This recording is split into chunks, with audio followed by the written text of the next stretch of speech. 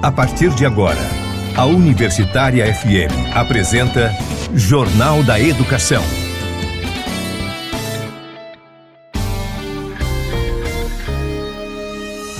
Você vai conferir no Jornal da Educação desta sexta-feira, 15 de novembro, dia da Proclamação da República. Proifes Federação participa de terceira reunião com MEC para debater regulamentação da carreira docente EBTT. Em outro encontro no Ministério, Federação discute composição do CP-RSC e RSC de docentes do EBTT. Proifes participou também de audiência pública sobre negociações salariais com servidores públicos. Você vai conferir o 9º episódio da série Orçamento Público, Política Fiscal e Financiamento da Educação, que aborda hoje o financiamento do setor público. Visibilizando o Novembro Negro, tem mais um capítulo da série Ecoar, Vozes e Lutas Negras na Educação. CAPES aprova a criação de doutorado em Engenharia Civil e Ambiental na UFRN. A Durne Sindicato convoca docentes para a execução de ação de licença-prêmio. 245 professores têm valores a receber. A nossa agenda destaca eventos que antecedem o G20. Proifes realiza encontro nacional em Goiânia. Jornal da Educação. Olá, boa tarde, seja bem-vindo, seja bem-vinda ao Jornal da Educação. Eu sou Edinaldo Martins e esse é o seu espaço de diálogo sobre questões postas pelo cotidiano do ensino. Esse programa é produzido pelo Adurne Sindicato. Na semana passada, a diretora de Direitos Humanos do Proifes Federação, Rosângela Oliveira, representou a federação na terceira reunião do Grupo de Trabalho do Ministério da Educação, que está elaborando o substitutivo da Portaria MEC 983/20.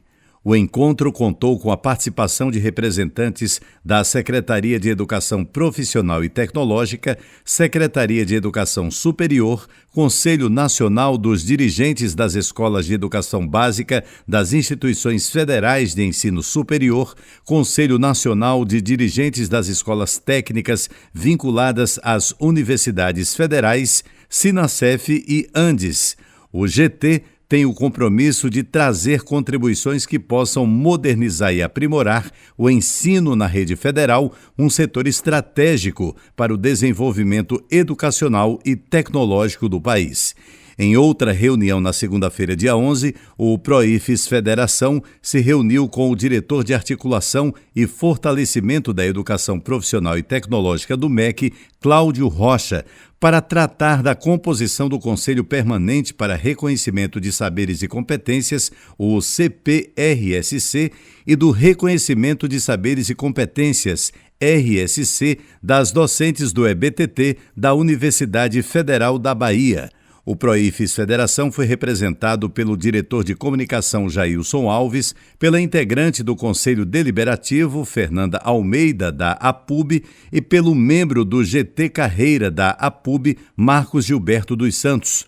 Cláudio Rocha informou que a portaria que oficializa a recomposição do CPRSC, incluindo o Proifes Federação como um dos representantes dos professores da carreira EBTT, já foi encaminhada ao gabinete do ministro e será publicada ainda em novembro. Na terça-feira, dia 12, o Proifes, representado por seu presidente, professor Wellington Duarte, participou de uma audiência pública convocada pela deputada Alice Portugal, do PCdoB da Bahia. O encontro teve como objetivo fazer um balanço das negociações salariais entre o governo federal e os servidores públicos. O professor Wellington Duarte avalia a audiência pública. Um processo de negociação ele nunca é fácil. Ele é sempre complexo, principalmente quando você tem um conjunto de categorias que são unidas sobre o epíteto de servidores públicos federais, mas cujas demandas e especificidades são muitas. E enfrentamos isso nessas campanhas salariais, até porque não há uma regulamentação de como fazer isso. Falta isso. Talvez um dia, quando nós tivermos regulamentado, as negociações serão menos traumáticas. E esses traumas decorrem do fato das expectativas. Nós tivemos um governo que eu não tenho nenhum medo de dizer, fascista, que não apenas tolheu os nossos salários, mas também perseguiu os professores dentro das universidades federais. Isso precisa ficar bem claro aqui, para que ninguém tenha dúvida de quanto nós sofremos nesse período que o senhor Bolsonaro esteve no poder. Com todas as letras, para que fique bem claro. Passado isso, com o retorno da democracia, num governo de minoria, com orçamento sequestrado, nós esperávamos um tratamento menos doloroso. Mas a vida não é como a gente deseja. A vida é como ela é. E aí nós tivemos que nos deparar com essas limitações impostas por fatores externos, né? Que eu não quero aqui me alongar, e nós tivemos de tratar o processo de negociação dessa forma. O PROES Federação teve uma tática bem definida, cumprimos a nossa tarefa, em momento nenhum nós fizemos críticas aos que têm táticas diferentes, cada segmento tem sua tática de luta, e isso é importante para a democracia. Conseguimos chegar a um acordo absolutamente aquém do que queríamos,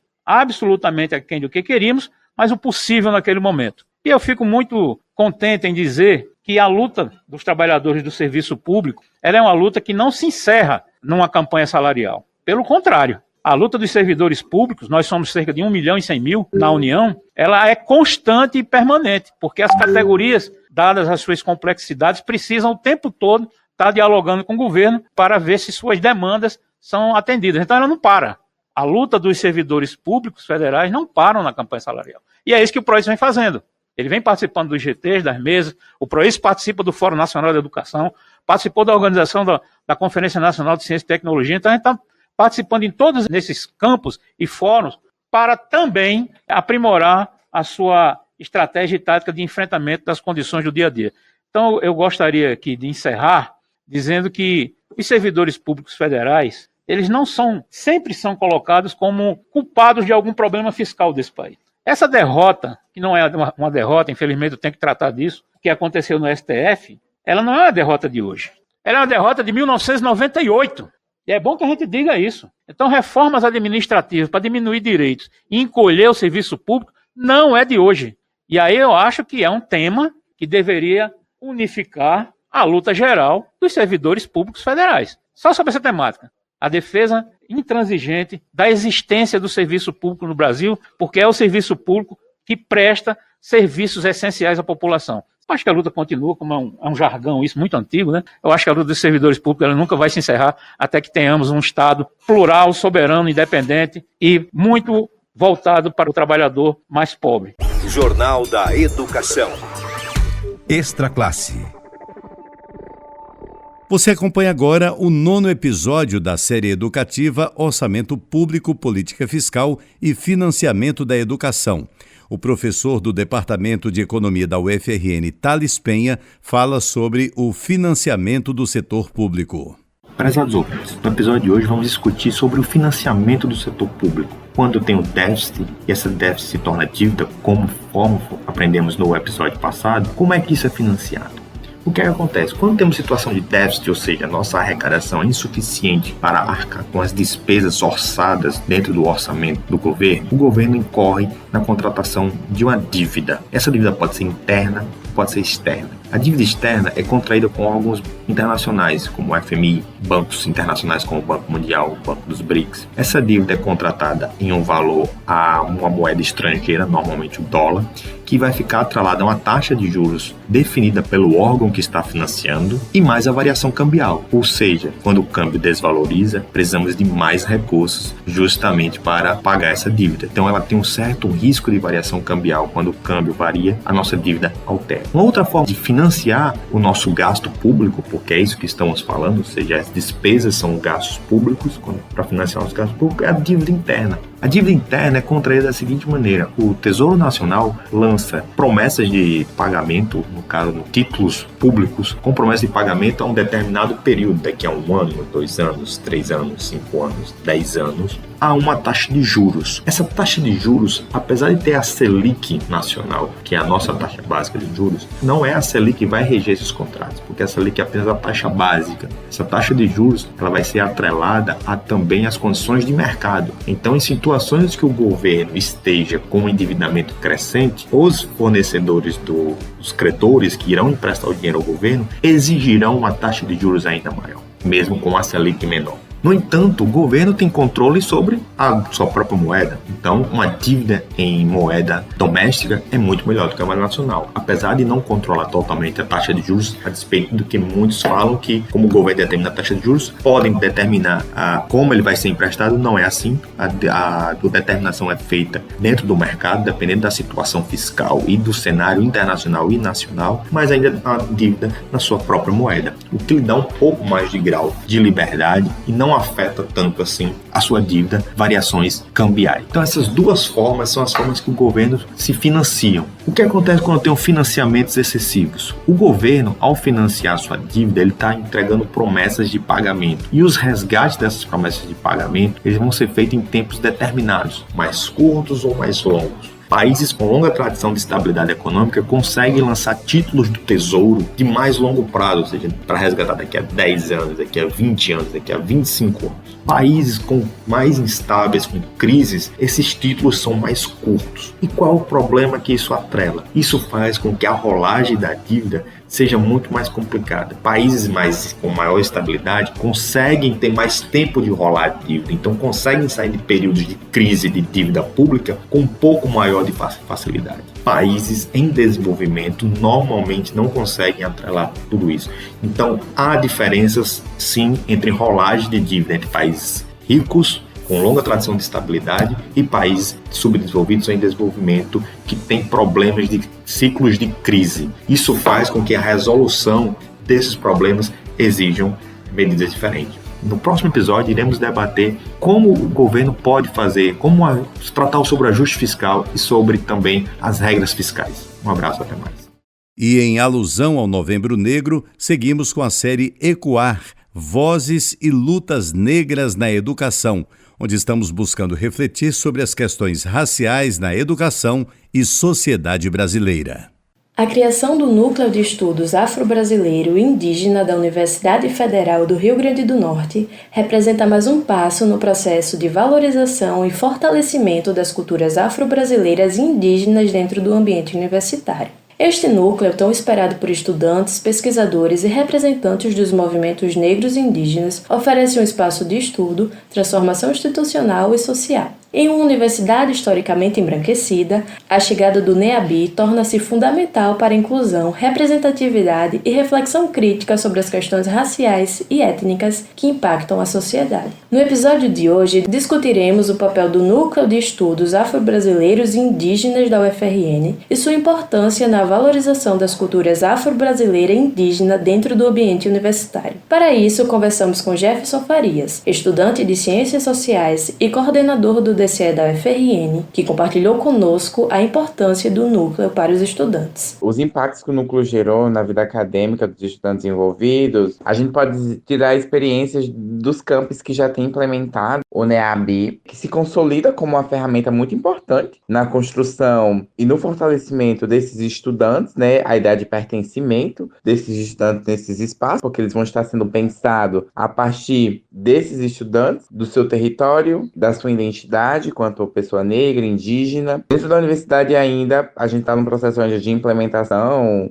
do núcleo, mas eu, como estudante e estou por trás, envolvido, sinto que minha vida já mudou bastante, porque a gente acredita que a gente está construindo, de fato, algo que vai mudar a realidade da universidade, transformando ela num lugar mais inclusivo, ideia de pertencimento. A criação do NEABI, no entanto, não ocorreu de forma simples. O núcleo é fruto de uma demanda iniciada em 2017, durante o primeiro encontro de negras, negros e cotistas da UFRN. Renato Santos, doutorando em políticas públicas e pesquisador das políticas de ações afirmativas para a população negra, destaca que a criação do núcleo é resultado de uma luta coletiva. E essa pauta surge em 2017, no primeiro encontro de estudantes negros, negras e cotistas da UFRN, que foi organizada pelo DCE, da época, lá em 2017, e que no fim do encontro, esse encontro entregou à gestão da universidade uma carta, que era a carta do primeiro ENUF. E nessa carta, uma das reivindicações era justamente a criação do Núcleo de Estudos Afro-Brasileiros.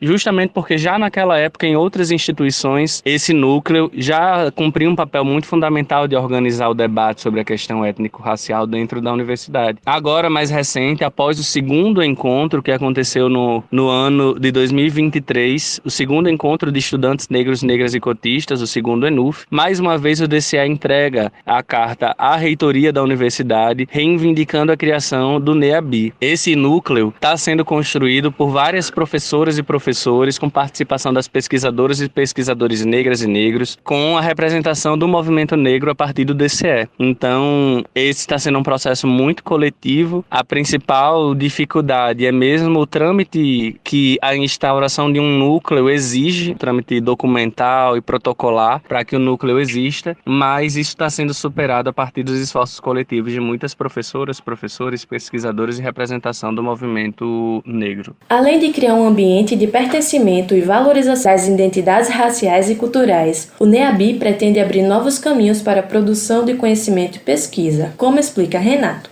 Eu ingressei na universidade em 2013 e aquele foi o primeiro ano em que a lei de cotas para graduação foi implementada no Brasil. Essa lei que é de 2012 e que 2013 foi sua primeira experiência. E eu faço parte da geração de jovens negros que entrou pela primeira vez na universidade. E desde o começo do meu curso eu investigo a questão negra, mas nunca houve na UFRN algo que desse um elo ao conjunto dessas pesquisadoras e pesquisadores. Então pesquisar a questão afro-brasileira e indígena sempre foi uma experiência muito solitária na UFRN. E a partir da criação do NEABI, essa experiência será não individual, mas profundamente coletiva, a partir da articulação do conjunto das áreas que investigam a questão negra, reunindo pesquisadoras e pesquisadores que fazem esse debate para que a gente possa construir o conhecimento sobre a questão étnico-racial a partir de uma relação de muita troca, das diversas áreas de conhecimento a partir justamente desse núcleo.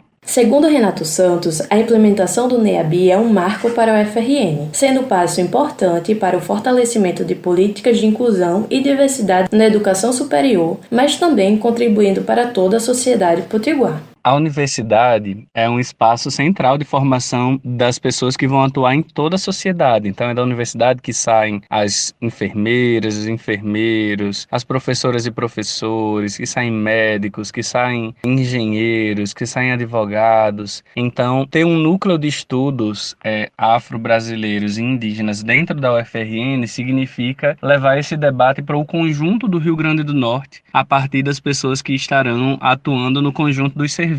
E, além disso, é fazer com que o conhecimento que é construído dentro da universidade seja pautado a partir daquilo que muitas vezes foi negado como um saber, que são as tradições, a história, os saberes populares do povo negro e dos povos indígenas. Então, essa é uma conquista muito grande para toda a sociedade potiguar, não só para dentro da UFRN. Por fim, Renato Santos explica quais são os próximos passos e projetos do núcleo para fortalecer o papel da universidade na promoção da igualdade racial.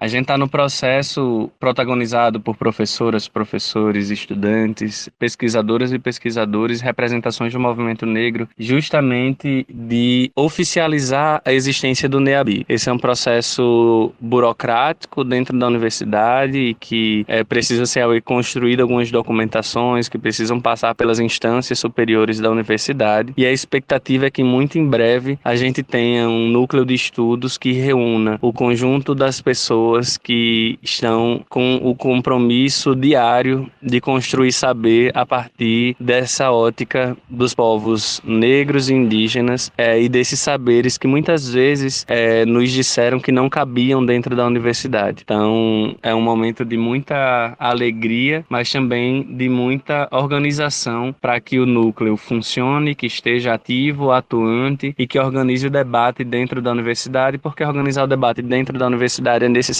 organizar o debate no conjunto da sociedade. A implementação do NEABI na UFRN significa mais que a criação de um núcleo de estudos. Ela representa um avanço na luta pela equidade racial e valorização dos saberes afro-brasileiros e indígenas, reafirmando a universidade como espaço para todos e todas. Rebeca Oliveira, para o Jornal da Educação.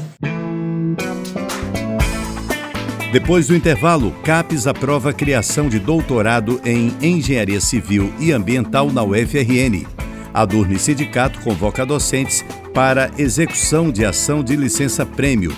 245 professores têm valores a receber. E ainda, a nossa agenda destaca os eventos que antecedem o G20. Proifes realiza 20º Encontro Nacional em Goiânia. Não saia daí, a gente volta com os detalhes em instantes. Estamos apresentando Jornal da Educação.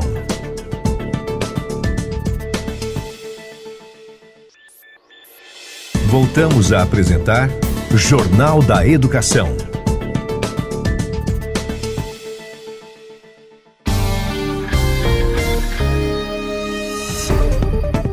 Estamos de volta e logo no comecinho desse segundo bloco do programa eu tenho um convite a fazer para você que é professor e professora da UFRN. Você já conhece os benefícios de ser um docente sindicalizado? Pois bem, o Adurni Sindicato, que historicamente vem fortalecendo a luta em defesa dos seus direitos, lhe proporciona ainda uma série de benefícios. Além de disponibilizar uma assessoria jurídica exclusiva, o Adurni Sindicato conta ainda com uma gama de empresas conveniadas que oferecem descontos que podem chegar a até 30% nos mais variados serviços, como plano de saúde, escolas, academias, seguros e muito mais. Acesse www.adurni.org.br e confira todas as informações. Jornal da Educação. A Coordenação de Aperfeiçoamento de Pessoal de Nível Superior, CAPES, aprovou a criação do doutorado em Engenharia Civil e Ambiental, vinculado ao Centro de Tecnologia da Universidade Federal do Rio Grande do Norte. O professor Rubens Marimbondo, pró-reitor de pós-graduação da UFRN, faz um balanço dessa conquista.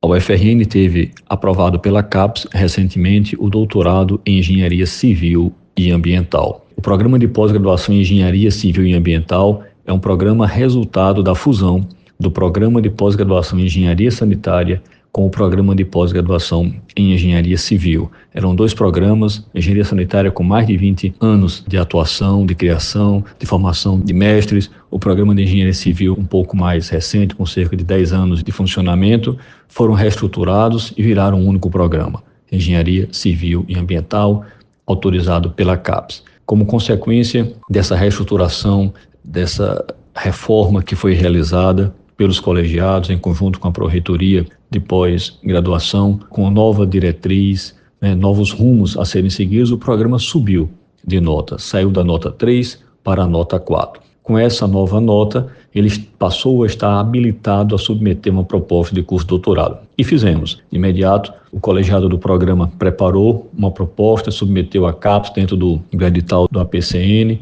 foi avaliado e foi aprovado. Então, a reestruturação pensada lá atrás como sendo uma ação estratégica resultou na elevação da nota do programa e na aprovação do doutorado, que era desejado há mais de 20 anos pelos professores da engenharia civil, pelos professores da engenharia ambiental. A criação de um curso de doutorado representa uma avaliação de qualidade do nosso sistema de pós-graduação. Demonstra a qualidade, a qualificação, o comprometimento do nosso corpo docente, que tem conseguido excelentes publicações científicas, publicações de livros, que tem desenvolvido, orientado trabalhos de impacto regional. Como consequência, há uma elevação da nota e a possibilidade de oferta de cursos de um nível mais elevado.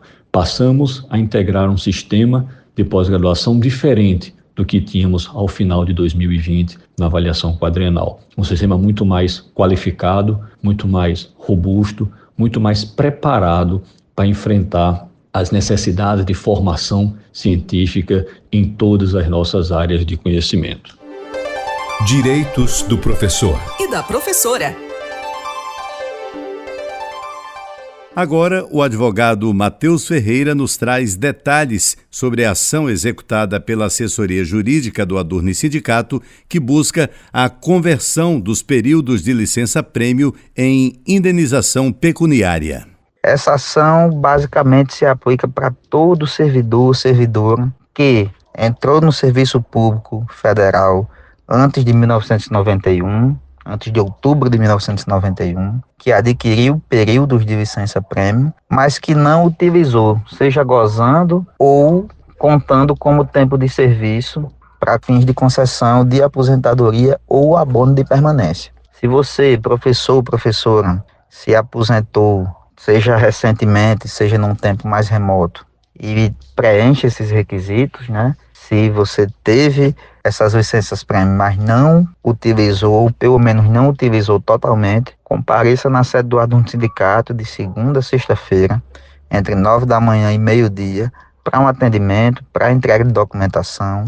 Estamos precisando que vocês compareçam portando documentação pessoal, RG, CPF, comprovante de endereço, e também as cópias dos processos administrativos de concessão de aposentadoria e o processo administrativo de concessão do abono de permanência, para quem gozou desse benefício. Recebida essa documentação, a situação será analisada para a gente saber se poderemos encaixar cada um de vocês nessa execução. Agenda da Educação. Enquanto não recebe o encontro principal do G20 marcado para os dias 18 e 19 de novembro, a cidade do Rio de Janeiro terá uma semana movimentada de eventos preparatórios para a reunião dos líderes das maiores economias do mundo. São oportunidades para grupos políticos e da sociedade civil fecharem os últimos detalhes das propostas que serão levadas aos chefes de Estado. Até hoje está acontecendo o 4º encontro de Serpas. Dias 12 e 13 teve a Cúpula Civil 20. Até o dia 17 acontece a Cúpula Urban 20 e até o dia 16 tem a Cúpula do G20 Social. O Proifes Federação realizará de 20 a 22 de novembro na capital goiana o seu 20º Encontro Nacional. E falando no 20º Encontro Nacional do Proifes, vamos saber o que é e como vai ser o evento na reportagem de Maria Luísa Guimarães. O Proifes Federação realizará de 20 a 22 de novembro, em Goiânia, o seu 20º Encontro Nacional. O evento, que também comemora os 20 anos da Federação, terá como tema 20 anos construindo a democracia e a pluralidade no movimento docente, conquistas e desafios. O encontro é um espaço privilegiado de discussão política, com o intuito de traçar diretrizes de atuação da Federação, que reúne observadores, convidados, palestrantes, representantes da diretoria e delegações de todos os sindicatos federados ao Proifes. O presidente do Proifes Federação, Wellington Duarte, destaca a relevância do evento, levando em consideração as duras lutas travadas no ano de 2024 e as que estão no porvir em 2025. O 20º Encontro Nacional do Proifes Federação consagra uma história. 20 anos. Começou como um fórum, rejeitando um modelo anacrônico e esclerosado do movimento docente, introduzindo uma perspectiva de um movimento que tenha como premissa a pluralidade, o direito à divergência, a horizontalidade, e aí isso foi demonstrado claramente quando transformou-se em federação em 2011. Então é um momento histórico, nós tivemos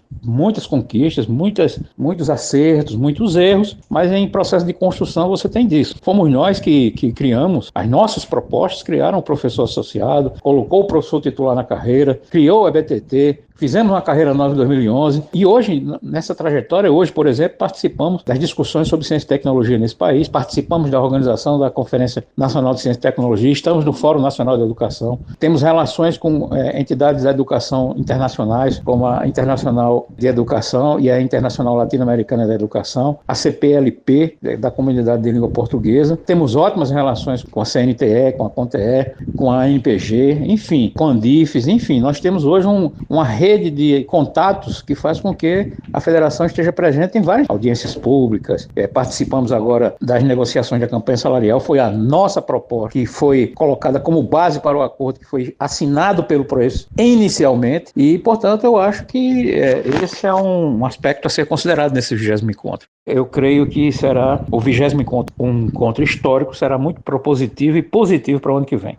Já o presidente do Adorno Sindicato e diretor do Proifes Federação, Oswaldo Negrão, detalha como vai ser a dinâmica do encontro nacional, que este ano acontecerá com um formato diferente das edições anteriores. diferente dos outros anos, onde cada delegada e delegado eleito pelas suas bases apresentava uma tese e resoluções que se transformavam na sequência em encaminhamentos. A proposta de modificação desse ano, que traz boas inovações, tem como premissa a elaboração de documentos norteadores organizadas pelos GTs, os grupos de trabalhos do PROIFES Federação. Esses GTs ficaram responsáveis pela elaboração das teses guia. Isso traz um diferencial no seguinte sentido: todos os delegados e delegadas vão poder participar das discussões que vão ser estruturadas através de 6 eixos, e aí as proposições vão ser construídas ao vivo. Ali, durante as atividades, cada uma dessas mesas será um debate de 2 horas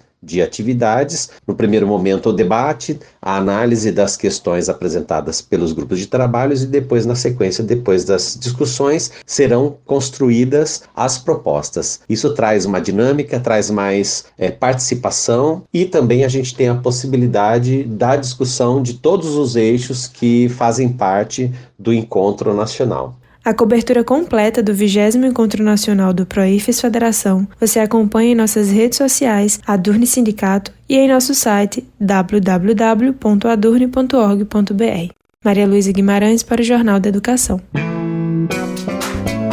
O Jornal da Educação está chegando ao fim, mas antes vamos reforçar aqui a mensagem a todos os professores e professoras da UFRN. Você já conhece os benefícios de ser um docente sindicalizado? Pois bem, o Adurne Sindicato historicamente vem fortalecendo a luta em defesa dos seus direitos e ainda lhe proporciona uma série de benefícios. Além de disponibilizar uma assessoria jurídica exclusiva, o Adurne Sindicato conta ainda com uma gama de empresas conveniadas que oferecem descontos que podem chegar a até 30% nos mais variados serviços, como plano de saúde, escolas, academias, seguros e muito mais. Acesse o www.adurne.org.br e confira todas as informações. O Jornal da Educação, produzido pelo Adurne Sindicato, vai ficando por aqui. Eu sou o Edinaldo Martins. Prometo voltar na próxima sexta-feira, a partir do 12h30, aqui pela Universitária FM de Natal. Bom final de semana e até sexta. A Universitária FM acabou de apresentar Jornal da Educação.